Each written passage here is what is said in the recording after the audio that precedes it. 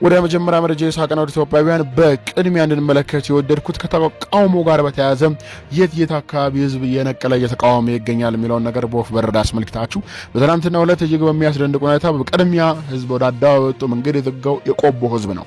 የራያ ህዝብ በአጠቃላይ በተለያዩ አቅጣጫዎች መንገዱን እየዘጋ እንደሚገኝ ሰምቷል።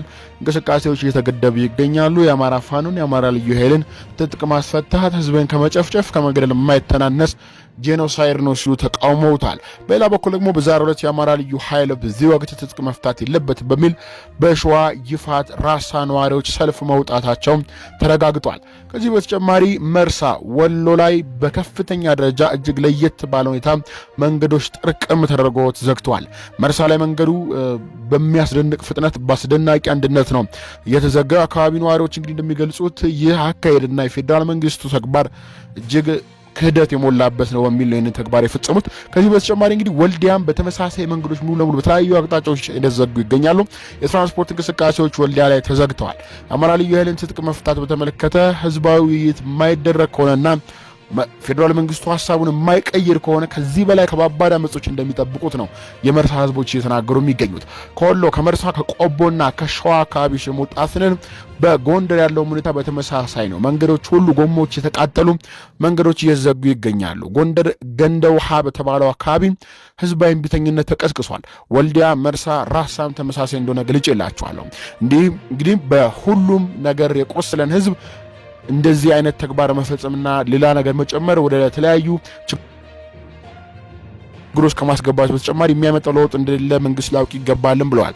ከአባይ በረሃ ወደ ደጀን ከዛም ወደ ሌላ ቦታ ሊያመራ እየታቀደ ስላለም የጎጃም ህዝብ ተመሳሳይ ተግባር ለመፈጸም እየተንቀሳቀሰ እንደሚገኝ መረጃዎች ደርሰውኛል። ወልዲያ ላይ እንግዲህ መሀል መንገድ ላይ የሚገኙ አካባቢዎችም ነው ሙሉ ለሙሉ እየተዘጉ የሚገኙት። ይህን በተመለከተ እንግዲህ መንግስት ወደ ኋላ ማፈግፈጉን ተስተውለዋል። መንግስት የክልል ልዩ ኃይል ትጥቅ ለማስፈታት ሂደት ችግር ገጥሞታል ሲል መግለጫ ሰጥቷል። የክልሎች ልዩ ኃይል ትጥቅ ለማስፈታት መንግስት ሂደት እንደሚጀምር አስታውቆም እንቅስቃሴም ጀምሯል። ሆኖም በተለይም በአማራ ክልል የተለያዩ አካባቢዎች ሂደቱ ከፍተኛ ተቃውሞ እያስተናገደ ይገኛል። ጉዳዩ ከትጥቅ ማስፈታት ጋር አይገናኝም የሚል መግለጫ አሁን ከደቂቃዎች በፊት የመንግስት ኮሚኒኬሽን ጉዳዮች ያወጣ ሲሆን የመንግስት ኮሚኒኬሽን ጉዳዮች ሚኒስቴር ዴኤታ የሆኑት ሰላማዊት ካሳ የተባሉት ግለሰብ ናቸው በጉዳዩ ላይ በዛሬው ዕለት መግለጫ የሰጡት።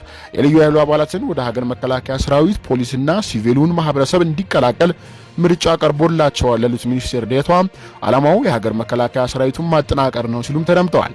የሀገር መከላከያ ሰራዊት በሁሉም አካባቢዎች ተልዕኮ ተሰጥቶት እንቅስቃሴ ጀምሯል ያሉት ሚኒስቴር ዴኤታዋ ሆኖም የትጥቅ ማስፈታት ሂደት ችግር እንደገጠመው በመግለጫቸው ላይ አንስተዋል።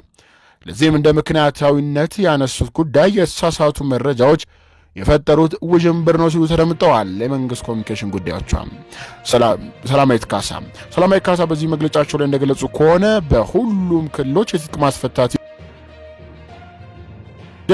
ይከናወናል ሲሉ ነው መግለጫቸውን የሰጡት።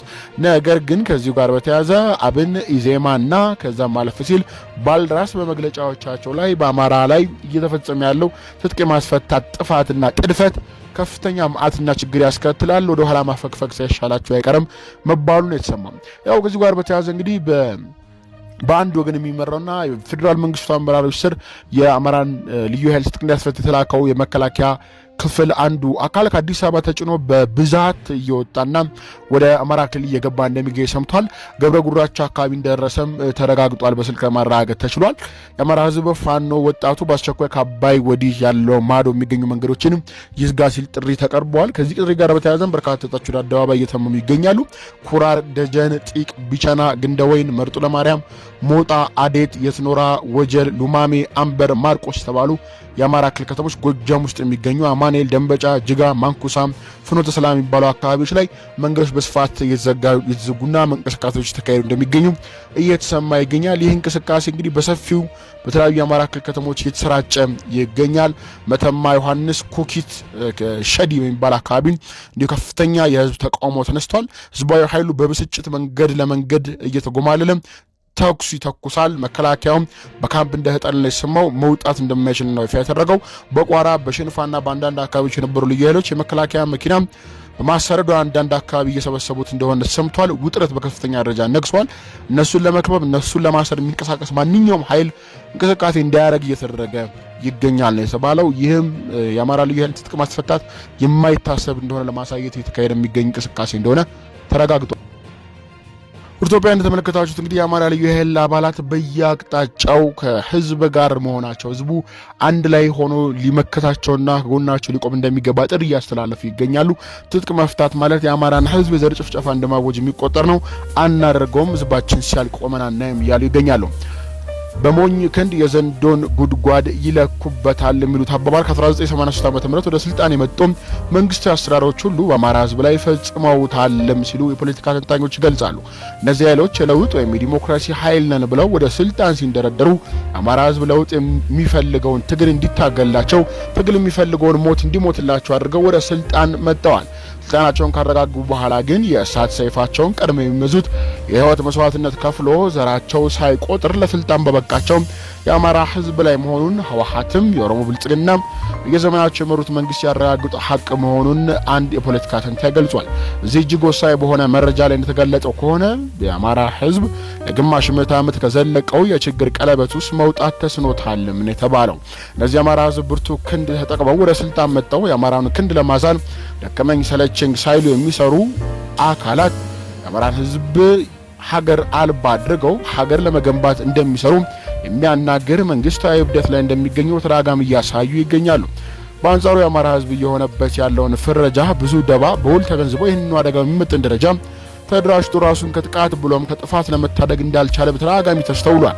ለዚህም ሲባል የአማራ ልዩ ኃይል በከፍተኛ ደረጃ እንዲጠናከር ከልዩ ኃይል በተጨማሪ ፋኖ የተባለ ኃይልም በከፍተኛ ደረጃ እንዲጠናከር የተደረገበትም ካለው አደጋ አንጻር እንደሆነ ልብ ሊባል ይገባል። የአማራ ልዩ ኃይል ሲመሰረት የተሰጠው ተልዕኮ የአማራን ህዝብ ከጥቃት የመታደግ ሰላማዊ ኑሮ እንዲኖር ለማድረግ እንደሆነ የታሰበ ሲሆን ይህ እየታወቀ የአማራ ልዩ ኃይልና ፋኖን ትጥቅ አስፈትቶ ህዝቡን ለወረራ ተጋላጭ በማድረግ ዳግም ማይካድራና ዳግም ጭናን በአማራ ህዝብ ላይ እንዲፈጸም ቅድመ ሁኔታዎች በፍጥነት የተሰሩ ይገኛሉ። ይህ እንዳይካሄድ ነው እንቅስቃሴዎች የተካሄዱ የሚገኙት። አርበኛ ዘመነ ካሴን ጨምሮ በሺዎች የሚቆጠሩ የፋኖ አባላትን በየማረሚያ ቤቱ አግቶ የመከላከያ ሰራዊትን በጅምላ የረሸኑትን ያስረሸኑትን የህወሓት አመራር አባላትን በነጻ የለቀቀ መንግስት ለአማራ ህዝብ ጠላት ሆኖ መሰለፍን በግልጽ እንዳሳየም የፖለቲካ ተንታኞች ይገልጻሉ። ይህ ለከት የሌለው ጠላትነት ሊገታ ይገባል የሚሉ እነዚህ አካላት የልዩ ኃይሉን መበተን ህዝቡ ጥግ አልባ ለማድረግ የጀመረው አደገኛ መንገድ የማይደፈረውና የማይበገረውን ክንድ ነክተናልና በቃ ሊባል ይገባልም ሲሉ ፖለቲካ ተንታኞች ገልጻሉ። ልዩ ኃይሉ መከላከያ ሰራዊትን ከጠላት ህወሓት በመታደግ የአማራን ህዝብ ከጥቃትና ሀገርን ከችግር ማዳኑ መላ ኢትዮጵያ የሚሰክረውና የሚዘክረው ሆኖ ሳለ ሌሎች ክልሎች ልዩ ኃይል ላይ ባልተደረገ ሁኔታ የአማራ ህዝብ ከጠላቶቹ ከህወሓትና ከሆነ ታጣቂዎች የሚሰብቅበት የጥቃት ፍላጻ ባልታጠፈበት መንግስት የአማራ ልዩ ኃይል ለማፍረስ መንቀሳቀሱ አማራ ህዝብ ላይ ያለውን የጥላትነት ምሬት የሚያሳይ ነውና አማራ ህዝብ ቁጣ ቀስቅሷል። በመሆኑም የአማራ ህዝብ ዘብ የሆነው ልዩ ኃይል መብቱና ክብሩ ተጠብቆለት አማራን ህዝብ ከጥቃት የመጠበቅ ኃላፊነቱ ያለ ቅድመ ሁኔታ እስኪመለስለት ትግል እንደሚደረግ ተገልጿል። አርበኛ ዘመነ ካሴና ሌሎች የፋኖ አባላት ከስር ተፈተው በነጻነት መንቀሳቀስ እንዲችሉ መደረግም እንዳለበት ተገልጿል። የአማራ ህዝባዊ ኃይል ባወጣው በዚህ መግለጫ ላይ እንዳሳወቀው ከሆነ አርበኛ ዘመነ ካሴና ሌሎች የፋኖ አባላት ካልተፈቱ ነገሮች ወደ ለየለት ደረጃ እንደሚደርሱም ተገልጿል። ያለበቂ ምክንያት የታሰሩ ከሰሞኑ የታሰሩ የአማራ ምሁራን፣ ፖለቲከኞች፣ ሲቪል ማህበራት፣ ጋዜጠኞች፣ ፖለቲካ አንቂዎች በአስቸኳይ እንዲፈቱም ጥሪ ቀርቧል።